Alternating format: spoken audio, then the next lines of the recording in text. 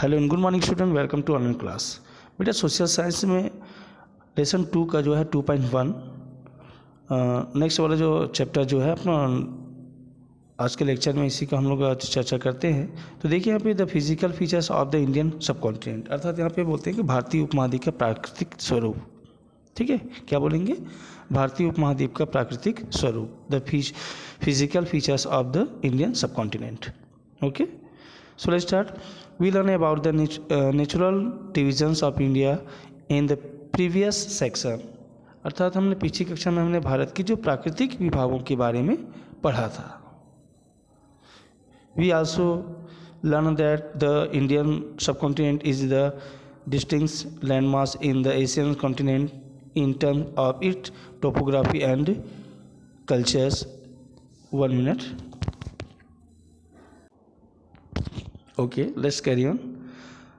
So again I repeat, we learn about the natural divisions of India in the previous section. We also learned that the Indian subcontinent is a distinct landmass in the Asian continent in terms of its topography and culture. तो पिछली कक्षा में हमने भारत के जो प्राकृतिक विभागों के बारे में पढ़ा था तथा यह भी समझा कि प्राकृतिक और सांस्कृतिक दृष्टि से भारतीय उपमहाद्वीप एशिया महाद्वीप का एक विशिष्ट भूभाग है। But are the surface features of the sub continent the same everywhere? In this chapter we shall discuss the diverse geographical features of the sub continent and their special characteristics. लेकिन क्या इस उपमहाद्वीप का जो धरातली स्वरूप एक समान है? इस अध्याय में या इस पार्ट में हम या इस लेसन में हम भारतीय उपमहाद्वीप की जो भौगोलिक और धरातली बनावट में जो विभिन्नताएं तथा विशेषताएं हैं उन पर चर्चा करेंगे। We shall learn about how this features originated and how human change the face of the land and its environment by their activities. इसके साथ साथ इसकी जो उत्पत्ति और उन भौतिक और मानवीय संबंधों की जानकारी भी हासिल करेंगे जिनके कारण वर्तमान भौगोलिक और पर्यावरण परिदृश्य का निर्माण हुआ है।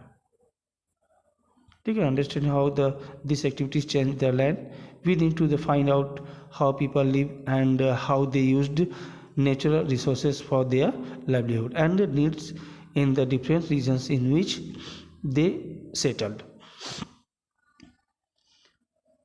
तो वहाँ पे देखा जाए तो वर्तमान भौगोलिक और पर्यावरण परिदृश्य का निर्माण हुआ है। हमारे लिए अभी जानना आवश्यक है कि अलग अलग भौगोलिक परिवेश में मनुष्य ने अपनी आजीविका और आवश्यकताओं की पूर्ति के लिए प्राकृतिक संपदाओं का किस प्रकार उपयोग किया। ठीक है, देखिए यहाँ पे for example they adopted agriculture as their means of livelihood in the fertile river valley of the Indus, Ganges and Brahmaputra in the Chota Nagpur plateau. They gathered forest product and developed mining industries in addition to farming. In the Thar Desert and the northern hilly regions, many communities adopted a pastoral lifestyle. In the coastal regions, the main occupations was fishing. तो देखिए यहाँ पे उदाहरण के लिए अगर हम लोग सिंधु गंगा ब्रह्मपुत्र के मैदानी क्षेत्रों में निवास करने वाले लोगों का जनजीवन जो है मुख्यतः कृषि पर आधारित है। छोटा नागपुर के पठारी प्रदेश में लोग कृषि के अलावा वन उत्पादन और खनन उत्पादन के लिए जो होते हैं या खनन उद्योग पर अपनी आजीविका का निर्वाह करती है। थार के जो मरुस्थल है उत्तरी पर्वतीय इलाकों में रहने वाले कई समुदाय पशुचारण कर अपनी आजीविका चलाते हैं और वहीं समुद्री तटीय मैदानों के लोग जो है मछलियों पर आधारित व्यवसाय से अपना गुजारा करते हैं। Science and technology have contributed to the changing the geographical and economic landscape of the country.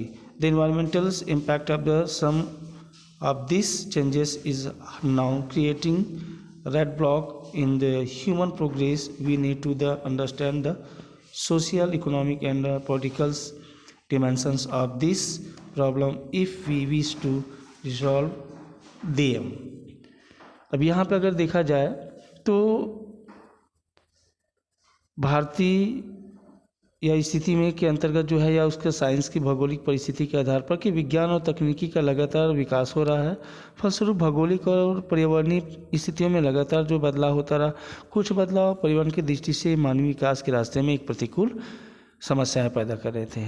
इन समस्याओं के निदान के लिए जरूरी है कि हम उन्हें सामाजिक, आर्थिक व राजनीतिक संदर्भ से समझें।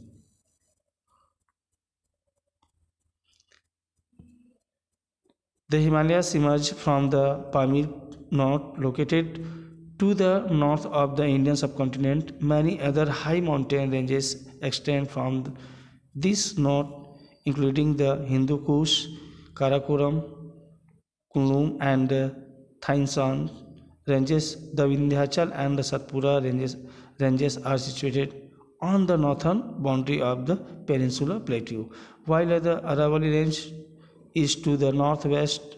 To the west lies in the Sahyadri mountain, and to the east lie the low hills of the eastern Ghat as well as the eastern coastal plain. तो भारतीय उपमहाद्वीप के उत्तर में स्थित जो पामीर की पठार से कई पर्वत श्रेणियाँ निकलती जैसे हिंदुकुश, काराकोरम, कुनलुन, थ्यांशान और हिमालय।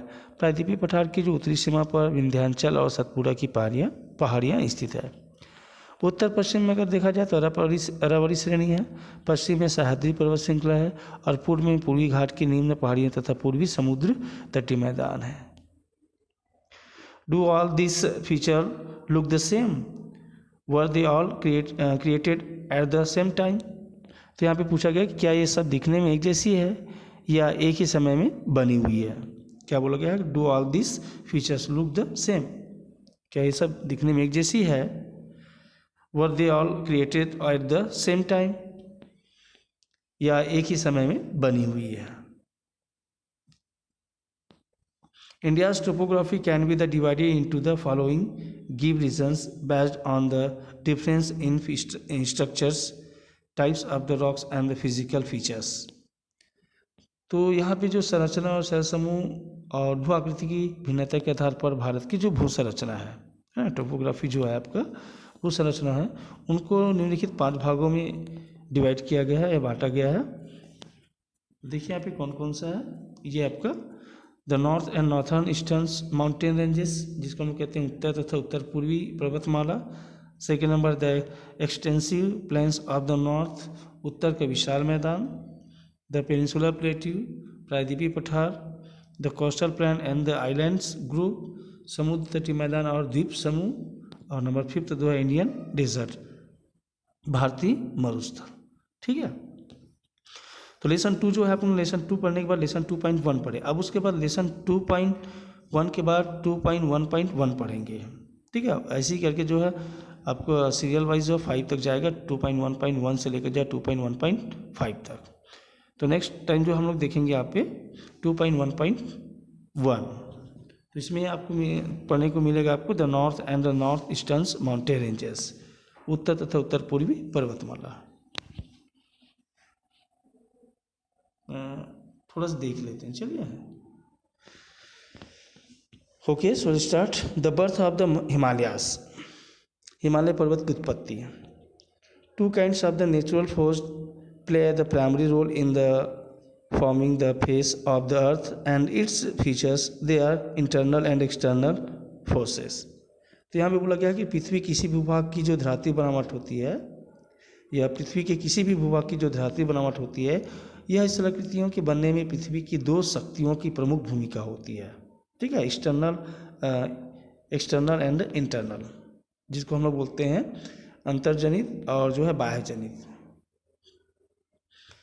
तो यहाँ पे क्या बोला गया है कि पृथ्वी की जो धरातलीय बनावट जो है या स्थलाकृतियों जो है, इससे बनने में पृथ्वी की 2 महाशक्तियों का या शक्तियों की प्रमुख भूमिका होती है। वे है आपका अंतर्जनित और बहिर्जनित शक्तियाँ, अर्थात जिनको हम लोग बोलते हैं internal and external forces. Force born inside the earth and force from outside the earth, earthquakes. ठीक है, भूकंप और ज्वालामुखी पृथ्वी के भीतर चलने वाली अंतर्जनित शक्तियों के परिणाम होते हैं, जो धरातल पर विभिन्न प्रकार की स्थलाकृतियों का निर्माण करते हैं।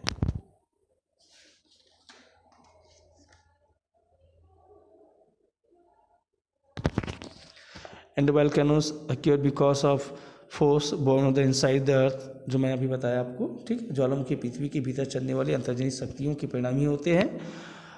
They create a different land form of the earth surface. There are also many process going on the continuously on the earth the surface that are slowly changing the shape of land form. There include the effect of the rain, snow, water and temperature. These are the external forces. अब धरातल पर वायु, वर्षा, him, जल तथा तापमान की जो क्रियाएं जो होती है वो सतत रूप से चलती है, क्रियाशील होती है, जो धरातलीय प्रकृतियों में लगातार परिवर्तन लाती रहती है। इन्हें हम एक तरीके से बहिर्जनित अर्थात एक्सटर्नल फोर्स कहते हैं या बहिर्जनित बल कहते हैं।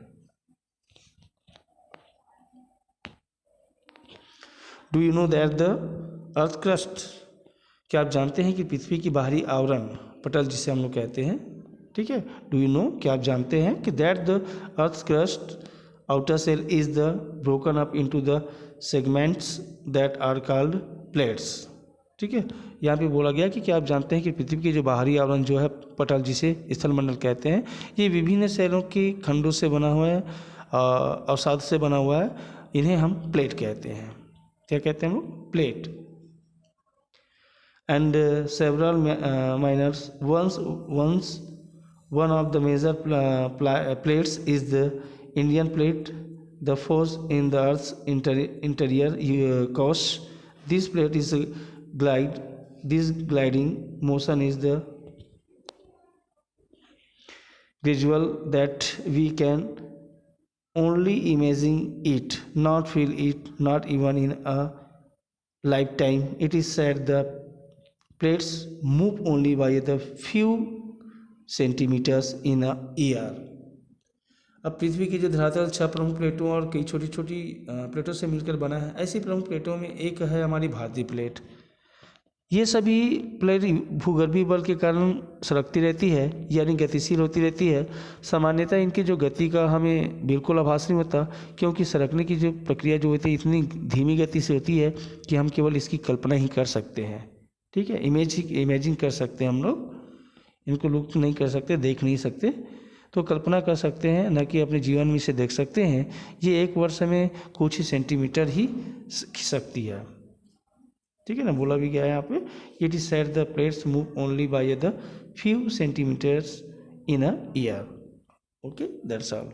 तो ठीक है बेटा, आज की जो लेक्चर है यहीं पे इनको समाप्त करते हैं। Okay, that's all, good day.